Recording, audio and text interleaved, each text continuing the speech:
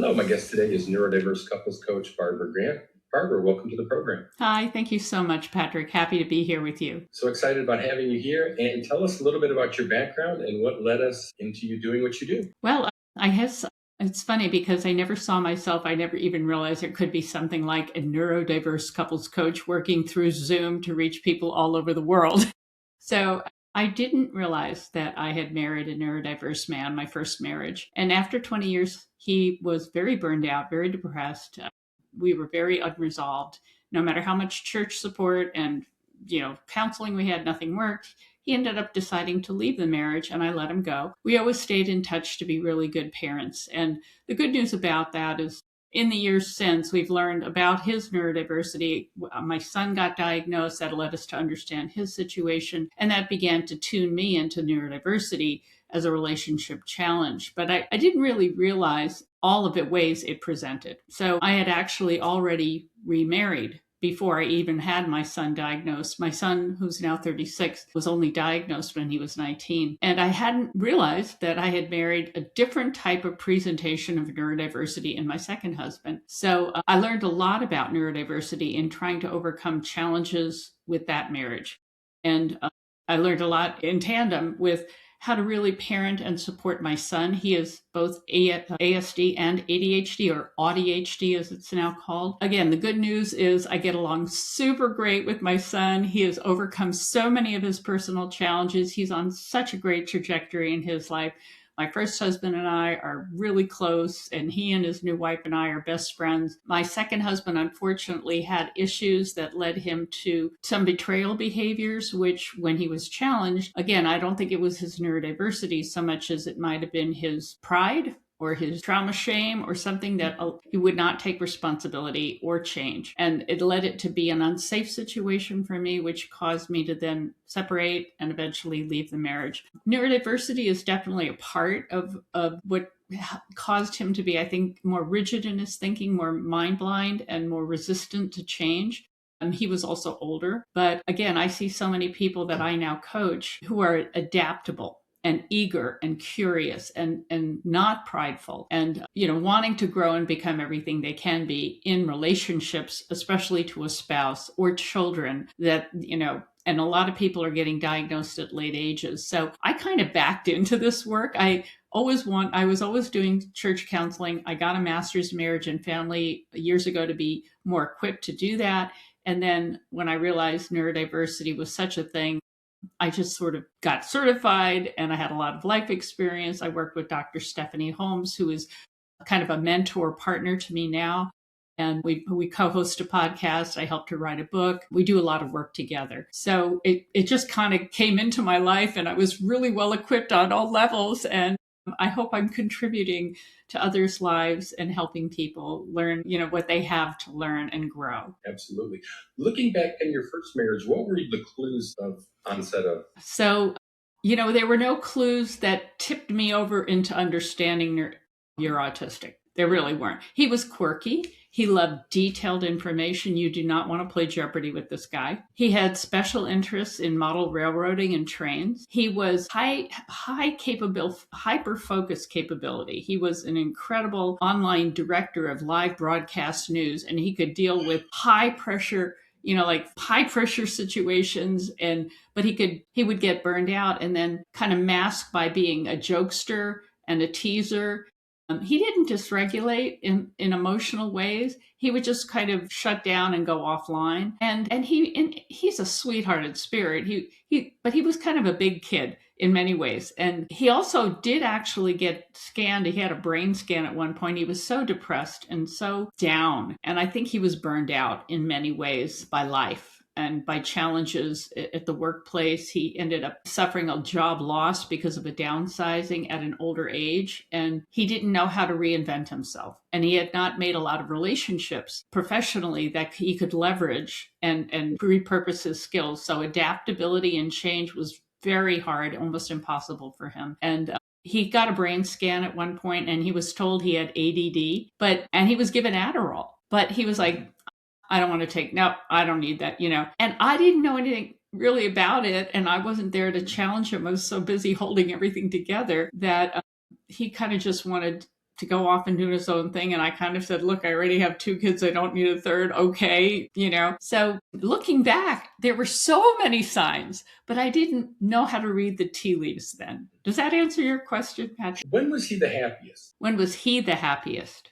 I think he was happiest when he was able to do the work he had trained and was an expert at doing before he got, downsized. When our kids were younger and didn't have a lot of relational demands, when we could play and sing and, and there was enough financial accommodations, he was happier. He was content. And I was a stay-at-home mom, so I took care of a lot of things around the house, repairs, practical things. I managed the money. We ran into trouble when his work kind of collapsed underneath his feet and he couldn't reinvent himself and he didn't see it coming. And it was a shell shock to him. So that's when I knew him. He might've been happier as a young man too. I don't know. I think he was super happy. He is super happy to be a dad. He and his new wife get to do a lot of daycare for our granddaughter and he loves little kids.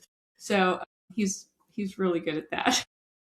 Do you think his identity was tied to the occupation and part of that? Oh, yes. Oh, yes.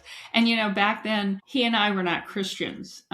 Part of our journey as becoming faith-based people had to do with coming to the end of ourselves in this crisis in our marriage. And that began to give him, I guess, an idea of what else and who else he was. He didn't really come into that fully until after he had left the marriage, though, and had suffered a bout of cancer. And that really caused him to stand on the brink of life and death and kind of really evaluate what he was going to live for. And he came out of that in a wonderful way. So I think he had really defined himself by his work in a big way, which is not uncommon for neurodiverse people to be experts in their field of work or special interest and want to spend a lot of time doing that. And where they're less secure relationally or emotionally or situationally, where they don't know how to navigate things, they kind of go inward or detach or avoid. That's not unusual. What are the key elements of Cassandra syndrome? Cassandra syndrome. So that's a name that has come around several years ago. A group of people in Boston, the New England area, were very educated and I guess had a lot of college professors who were neurodiverse, and the wives were like, my God, you too. And I feel so lonely. And he doesn't understand what I'm saying. And they kind of began to share some notes and they go like, I think these guys are all, they have Asperger's and they created a little unity group of families of autistic adults and all that. And they kind of coined the term Cassandra syndrome, which is related to the Greek myth of Cassandra coming out of Troy. She was a priestess given the gift of prophecy by the god Apollo. But the curse that he also gave her was no one will believe you, no matter what you prophesy. So the problem with a Cassandra, if you are a Cassandra, and it could be a man or a woman, it doesn't matter. If you're married to someone who is neurodiverse and you don't know what you're dealing with and no one else recognizes the neurodiversity, all right, you're trying to quantify and communicate the problem, and no one can maybe see it like you do because maybe the neurodiverse person is an expert at work and they do brilliantly in the work arena, and their patients or their colleagues or their coworkers think they're wonderful, or at church they look great and they're masking. But in the home environment with the kids, with the intimate relationship with the other partner, they maybe don't do so well.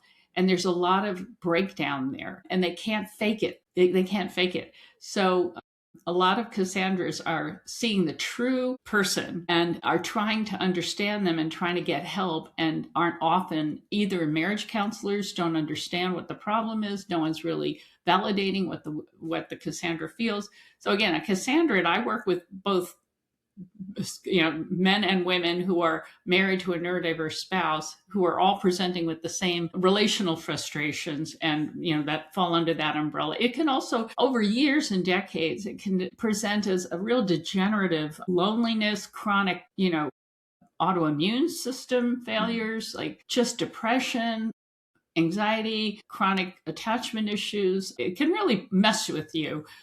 It's a pervasive, long-term kind of subclinical trauma experience that they now know is very corrosive. How big a step towards healing from Cassandra syndrome is a spouse accept his Asperger's. That is the biggest step along for both, accepting reality. I remember I read a book called Good Boundaries and Goodbyes by Lisa Turkhurst. And in it, she writes that for years she was in denial of the reality that was going on in her marriage. And her counselor kept telling her, Lisa, mental health is a commitment to reality at all costs. And that's where you start. So accepting the reality means you have to grieve the loss. You have to deal with the emotional disappointment, with the tendency to be hopeless or to find hope within the actual reality, which is there's always hope within the reality. Everything can be worked with and optimized, but it's hard if people are in denial or not wanting to accept it or downplaying it. I'm not a person that says, the Cassandras are the ones who need to be accommodated and the neurodiverse person has to change. Not at all. There's change on both sides of the equation that have to be attuned. There's attunement that has to happen on both parties' parts to lean in, to understand, to have compassion, to have patience. I talk about you got to enter a time of space and grace. Stop fighting for what you want and start understanding what you first of all already have, and then what the other person's contending with, and try to validate, try to see their point of view, try to set boundaries, healthy self-care, calm down. Emotional attacks and criticism doesn't help anything. So that's kind of, yes, but acceptance is primary. So a wife is on the to Cassandra. It's getting steadily worse. And if the husband's acceptance is the biggest step, what can she to help with that? Because we talk with clients a lot that will say the husband doesn't do anything until she's ready to leave. But what can she do to help acceptance with her husband? Well, when you say acceptance, do you mean him accepting his neurodiversity? Yes. So I don't know that she can do anything to help him accept it. She can only do what is her responsibility. All right. She's not responsible for making him accept it or forcing him to accept it. She's responsible for taking care of herself, or he or she. They have to not enable dysfunctional behavior if there is any. There is an accommodation that's needed, but over accommodating or entertaining laziness or character defects, there's a difference between neurodiversity and character defects. I want to point that out. And any selfishness or any kind of narcissistic tendency or any lying behavior, that's not okay. There needs to be boundaries with consequences, and consequences are all about, well, I don't want to live in intimate proximity and maybe there isn't so much physical intimacy. Maybe the wife has to start building a life more, or the husband has to build more of their life and their joy team to be able to be healthy and not nasty and angry and assaulting and assailing the neurodiverse person with their discontent all the time, because that doesn't help either. And so I help the Cassandras to really calm down, to get in their lane, to begin to take responsibility for how they are behaving, to be kind. They don't have to be enabling anymore, right? They have to stop getting their identity from the marriage, okay? Because just like you said, the neurodiverse person can get their identity from their field of expertise or their job. A lot of partners in marriage get their identity from being married or from being a mom, women in particular. So backing up and being themselves, a healthy self, often creates that vacuum that causes the neurodiverse person to go, wow, she's not criticizing anymore. She's kind of nice. I don't see her much. Like who's that barber she's talking to, And they'll start leaning in and being open because they don't feel so judged, condemned, like you're the problem, you're the problem, you're the problem.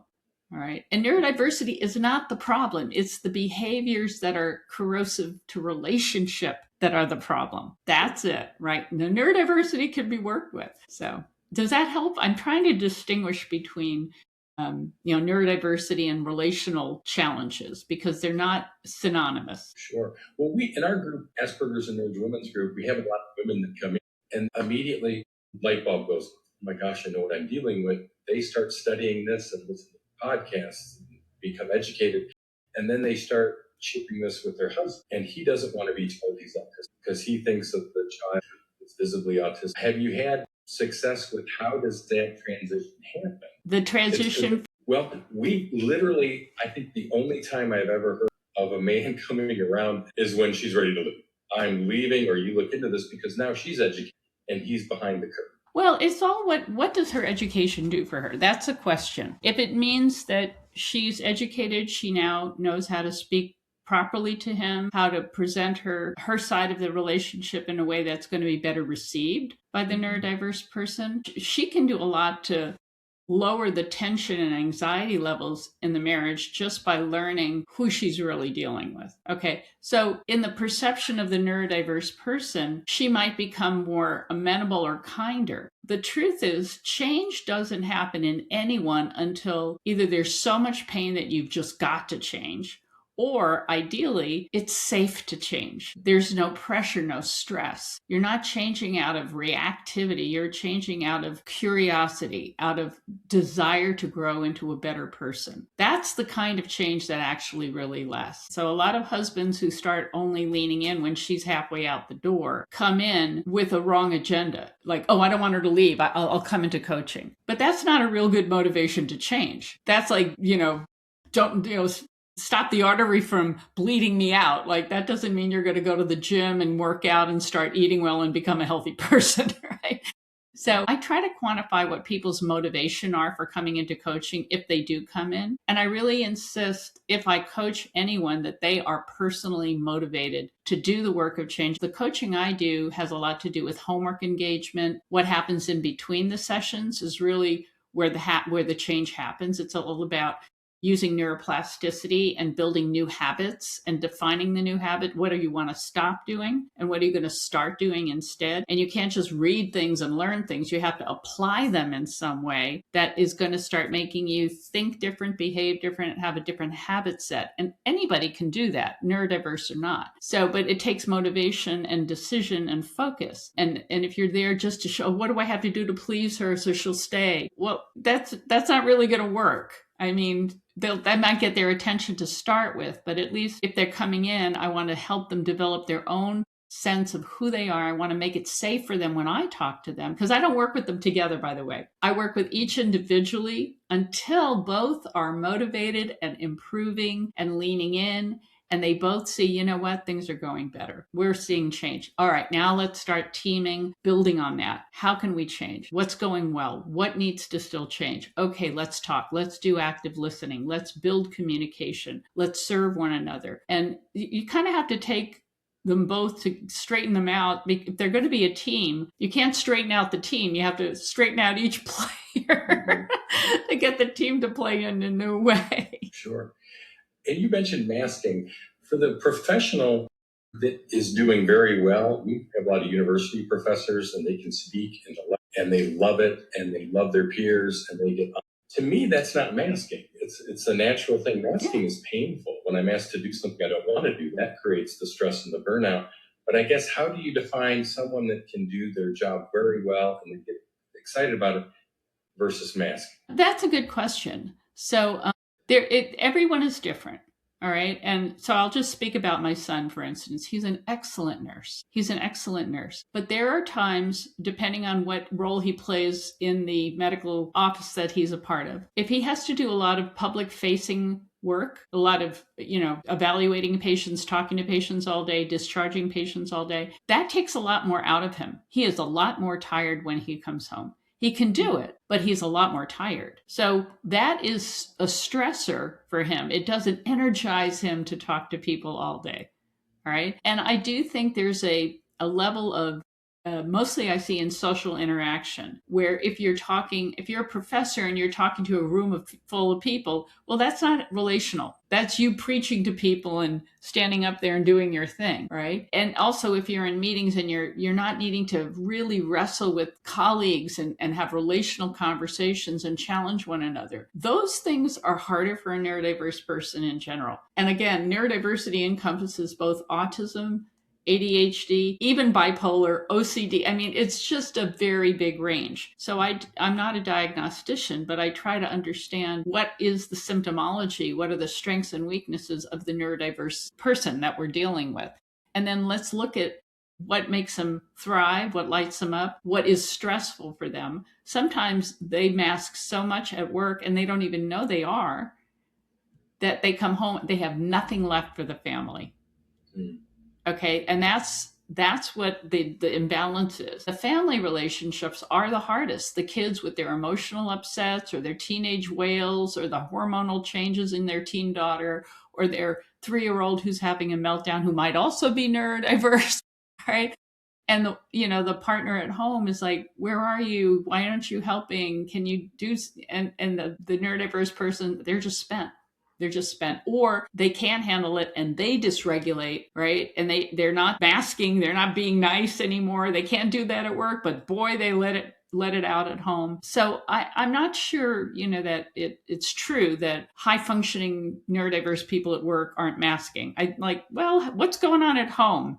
That, what's the relationship there in terms of their stamina, relational stamina? Does that make sense? Sure. I just have I've talked to a lot of people and myself there's things that I just love to do. And then if my wife would ask me to go to a wedding for an hour or two, I'm putting on a show. That's what I would call asking for listening. But other things that I love to do, that I'm energized, and I think it makes a big difference if you're self-employed, if you can make your own rules and you hire people to do your tasks. And speaking of tasks, one of the things that Asperger's men show their love in tasks. How can tasks be adjusted to where a woman does feel, wife does, emotionally fulfilled, affection, intimacy through a task, but still make it natural? That's an attunement thing. Okay. I think, there's that book, Love Languages, that's out there. I think everyone has a way of wanting to receive love and an inclination to express it in a certain way. A lot of this has to do with your family of origin and what was considered loving and what was the language of love, right? As well as your own individual makeup. And I wouldn't generalize that all neurodiverse people show love through tasks. I think they do. Many neurodiverse people do feel if they're providing money, if they're following the rules, if they're maybe sharing a special interest, they joyfully share their special interest, or if they're just in proximity, they're both sitting on the sofa watching TV. The neurodiverse person thinks, well, we're together. This is good. This is loving. There's no communication. There's no hand-holding. There's no really relational interface. But for them, like, this is great, And so I think, again, I try to dig in with the neurodiverse person to find out what is their particular modus operandi with love. Like, do they feel love emotionally? Do they understand the emotional needs of the other? If they don't, can we work on that? Are they hypersensitive, sensory sensitivities, like too much touch? They can't smell, they don't want to smell things. There's all these variations in individuals that I tend not to generalize. Like, I wouldn't make a statement or assumption that you're a neurodiverse man, you're an autistic guy, you show love by tasks. I wouldn't try to limit their ability to grow in expression of love by saying, well, you just show love in task and now your spouse has to learn to accept that. There is a level of learning to appreciate that has to happen. Mm-hmm. All right. But there's also, if I go to China and I don't speak a word of Chinese and I'm walking around in English telling everyone how wonderful they are and loving, and I think I'm scoring, and people are looking at me like, what the heck is she talking about? Well, if I want to have connection with these people, I better learn some Chinese words that they're going to understand and the appropriate way and when to say them. I have to do my work to get to attune to what they can receive, right? So, and they can maybe understand, like, she's being an English-speaking American, hugging and, smiling and patting everybody. That's her way of connecting. Right.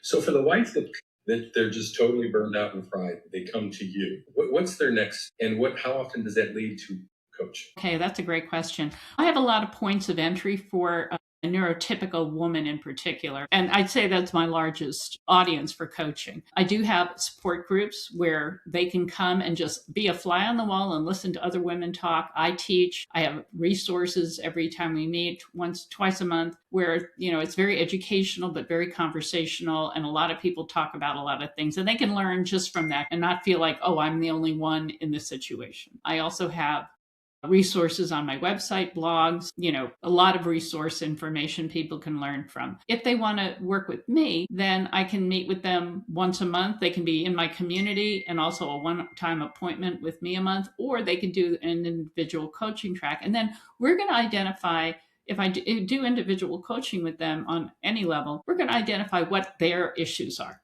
Some are more traumatized. Some are more burned out. Some are more just, they don't know anything about neurodiversity and they need to learn that. They need to learn boundaries. There's a lot of growth opportunities. And I ask them to identify their goals. And then we're going to work with each goal in their time frame and build them up. It's about helping them stabilize and heal and recover from the trauma that they've experienced, and also own any victim posture they may have. Own that. Because if you think like a victim and you're looking to be a victim, you're going to stay a victim. You're just going to find another perpetrator. Right now, it might be your neurodiverse husband, but you're going to find another perpetrator someday, or you're going to marry another perpetrator after you leave him. So I help them figure out their growth trajectory, and I want to help them not need me, to become self-healing, self-educated people and build their own team of helpers in their life. Does that answer your question? Absolutely. How would you define, for those who don't know the difference between therapy and how would you describe that? Okay. Well, I am a trained therapist. I have a master's in marriage and family therapy. And I right away in that courseware identified that the talk therapy and the processing of certain things is helpful, but it's not corrective necessarily. All right. Correction, I now believe, is about doing something different, understanding, but then doing something different.